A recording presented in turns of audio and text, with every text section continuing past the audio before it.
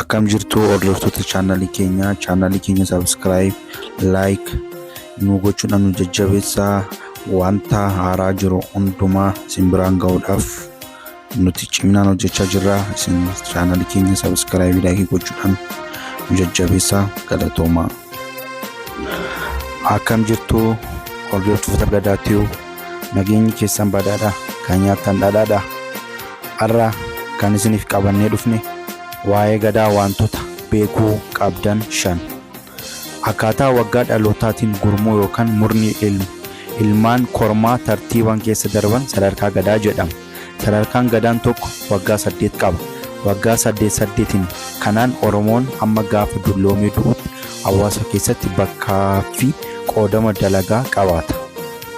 Tokkoffaa garee Gadaa. Gadaan garee 5 kan qabu yoo ta'u, innis shanan Gadaa Oromoo jedhama. Gareewwan kun ganna 8 aangoo wal harkaa fuudhu. Shanan Gadaa Oromoo kun bakka adda addaatti maqaa adda addaatiin beekamu. Ilmaan Oromoo kamiyyuu guyyaatti dhalate eegalee garee shanan Gadaa keessaa tokko keessatti hammatama. Duraan dursee kan inni hammatamu shanan Gadaa keessaa miseensa isa gaafa inni dhalatu aangoo irra jiruutiin kuni garee abbaa isaa keessatti jechuudha. Lammaffaan baallii wal harkaa fudhachuu. Gadaan waggaa 8 naanna'a. Abbaan Gadaan tokko waggaa 8 irraa guyyaa tokkollee dabarsuu hin danda'u. Admaleedha. Dhaloonni Oromoo sirna Gadaatiin bulu yeroo hunda Gadaa keessa jira. Gulantaa irra jiru irratti mirgaa fi dirqama aangoo Gadaa kenneef hojiitti hiika. Namni hunduu baallii wal harkaa fudhachuu jechuun eega gulantaa sirna Gadaa tokko irraa kan itti aanutti ce'uu jechuudha. Haala kanaan namni raabadoorii keessa ga'umsaan darbe Gadaa ta'e aangoo abbaa Gadaa irraa fudhata. Oromiyaa bakka garaagaraatti jilli Gadaa fardaan bahee guyyaadhaan baallii walitti dabarsa. Boorana keessatti sirni kun halkan walakkaan raawwatama. Booranaa keessatti sirni kun halkan walakkaan raawwatama. Yeroo jilli Gadaa fardeen 7 baallii fudhachuuf ba'an nama dhiisisin birruu dura darbuun admaleedha. Araddaan Jilaa bakka itti wal ga'uun dhimma uummataa mari'atamudha. Iddoo kabajamaadha. Jilli Gadaarra naanna'uun naannoo wayyoomsu yookiin kabaja akka qabaatu hojjetu jechuudha. Araddaan Jila teessoo Gadaatis.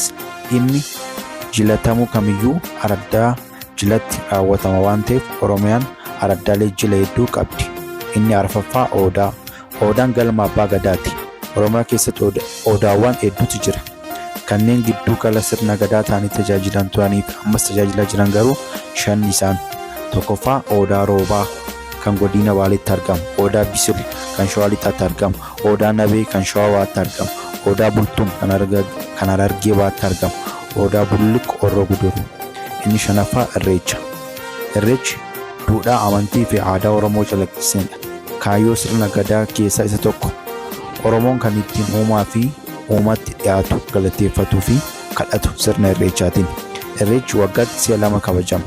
Innis birraa wayita Oromoon bacaqii gannaarra gara boqaa birraatti ce'uu kabajama. Inni kun Irreecha Malkaa jedhama. Inni arfaasaa immoo wayita roobni fuula as deeffatu rooba nagaa kadhachuuf kabajama. Inni kunis immoo Irreecha Tulluu jedhama. Waan dhaggeeffataniif galatoomaa.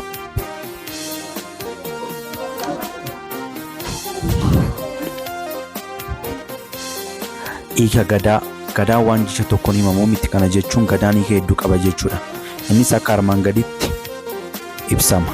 Gadaan sirna ittiin bulmaata Oromooti. Gadaan maqaa waliigalaa kan ittiin bulmaata dimokiraatawaa ta'edha. Sirni dimokiraasii hayyoota Oromootiin uumame. Sirni Gadaa heera saba Oromoo guutuu kan siyaasa, dinagdee fi hawaasummaa sabichaatti murteeffamudha. Kan miseensi sabichaa mirgaa fi dirqama isaa beekee ittiin wal galu wabii tokkummaati. Gadaan sadarkaa umuriitti. Sirni Gadaa sirna dhalli Oromoo odaa fi itti gaafatama adda addaan kan ittiin qabaatin. Hojiilee raawwatamu hundi sirna Gadaan walitti hidhata qaba. Kana jechuun Gadaan sirna aadaa, seenaa, afaan, hawaasummaa, dinagdee Oromoo irratti hundaa'ee ijaarame jechuudha. Dhalli Oromoo sadarkaa umurii waggaa 8 tokko irraa gara biraatti darba. Bara 80 booda yookiin sadarkaa gadammoojjii yookaan immoo 11ffaa irra gama. Namni tokko sadarkaa gadaa tokko keessa bara 8 qofa tura. Yeroo sadarkaa gadaa tokko irraa kan biraatti ce'u sirna addaatu raawwatama.